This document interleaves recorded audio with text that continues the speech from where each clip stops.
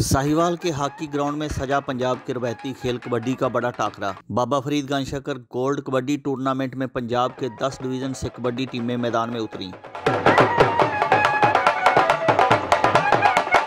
Kabaddi match में खिलाड़ियों ने अपनी अपनी टीम की कामयाबी के लिए खूब दावपेच आजमाए।